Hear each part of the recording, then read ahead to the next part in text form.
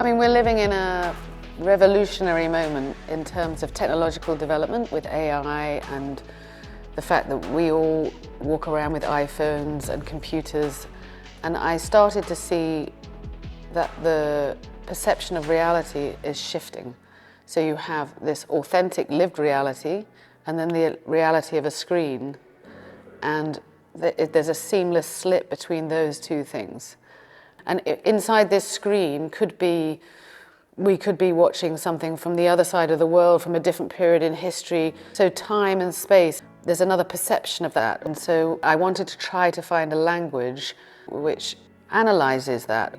So painting for me is a sort of philosophical space because it doesn't have a function that we use in the everyday life. It's a place where you can explore those ideas. I've learned that I could bring in a lot more abstract painting because in abstract painting you're dealing with the fundamentals of the material. And when you're working on a portrait, if you want it to have 3 dimensions, there's a certain system of creating what feels like 3-dimensional space within that structure. So you are bound to certain rules. If you want to make it look like it's got volume, then you use certain tones, or you have reflected light, or there's many things within the making of that. And what I like is to do that and have playful moments where the paint itself is very pleasing or beautiful in the surface. So, and one of the reasons I like making such large paintings is when you're far away, you have this sort of intellectual space in that you're working out, what am I looking at? And as you enter towards the paint itself is the voice. So you have many levels of looking, and the more my language has grown in paint over the years, the more I've been able to heighten that reality. To make more form, if you like, so the chin comes out more or the neck goes back.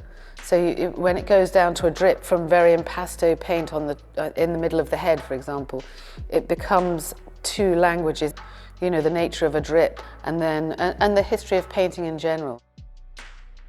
It's almost like having 2 big ships, which is a figurative ship and an abstract painterly ship. And I've tried different ways to steer them together. So just out of curiosity is, can these languages coexist?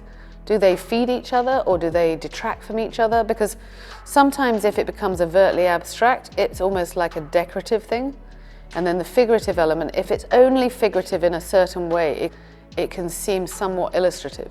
I've pushed it as far as I can, and the stenciling means that the abstraction goes behind, and then building the figurative element on top, that brings the figurative element more towards you. So it's a way of actually building that reality out from the canvas. I think I work with a curiosity approach of like, what if I do this? What happens if I do this? And when you make a painting, from the moment you put something down, it's a sequence of problem solving. Because you put one mark down, or you put one tone down, or you drip a background. That's one language, and then you build the next language. And making a painting is a series of flexible thinking, of problem solving throughout the journey, which is the thing that I find most thrilling, actually. I work to make a sort of anchored image that has an overall sense of harmony, whichever way I make that, whether it's a portrait or a drawing of a group of bodies. I'm always working until I get some kind of believability and empathy and a level of humanity. It's convincing in its volume. That's how I work, really.